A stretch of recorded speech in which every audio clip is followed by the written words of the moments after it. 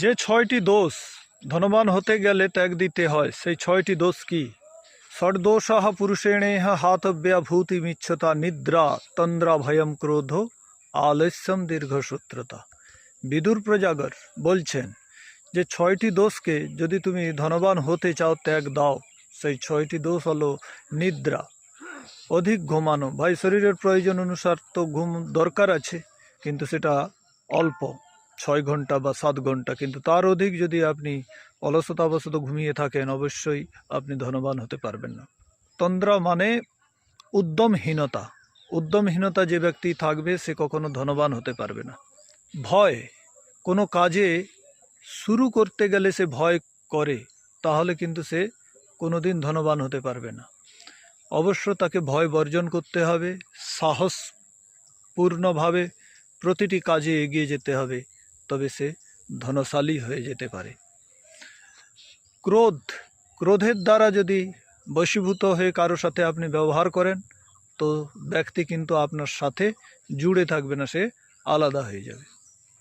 ক্রোধবশত কোনো ব্যবহার আপনার সঠিক হবে না, তার দ্বারা আপনি কিন্তু ধনবান হতে পারবেন না। আপনার বিজনেস বলুন, আপনার শিক্ষা বলুন, যে কোনো দিকেই আপনি যদি ক্রোধ করেন, অসফলতা হাতে লাগবে। অলসতা অর্থাৎ এখন করতে ইচ্ছে নেই, চলো বসে থাকি, এই যে অলসতা, এটা কিন্তু আপনাকে ত্যাগ দিতে হবে যদি আপনি ধনবান হতে চান। দীর্ঘসূত্রিতা, আজকে করছি না, চলো কালকে করব, কাল আবার এলে বলবে কালকে করব, এইভাবে কালকে কালকে কালকে করতে থাকেন, কিন্তু শুরু করতে পারেন না, এরকে দীর্ঘসূত্রিতা বলে।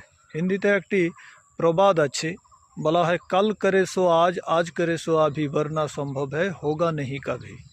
কাল যেটা করবে সেটা আজকেই করুন, আর আজকে যেটা করবেন এখনই করুন, না হলে সম্ভব কখন কি, কখন আপনার অ্যাক্সিডেন্ট হয়ে যাবে, কি হয়ে যাবে দুর্ঘটনাবশত, আপনি করতেই পারবেন না, বা অন্য কোনো কারণ তৈরি হয়ে যাবে, বাধা তৈরি হয়ে যাবে, আপনি করতে পারবেন না। এই জন্য যেটা কাল করবেন সেটা আজই করুন, আজকে যেটা করবেন সেটা এক্ষুনি করুন, তবেই আপনি ধনবান হতে পারবেন। যে ছয়টি দোষ ধনবান হতে গেলে ত্যাগ দিতে হয়, সেই ছয়টি দোষ কি? ষড্দোষাঃ পুরুষেণেহ হাতব্যভূতিমিচ্ছতা নিদ্রা তন্দ্রা ভয়ম ক্রোধ আলস্যম দীর্ঘসূত্রতা।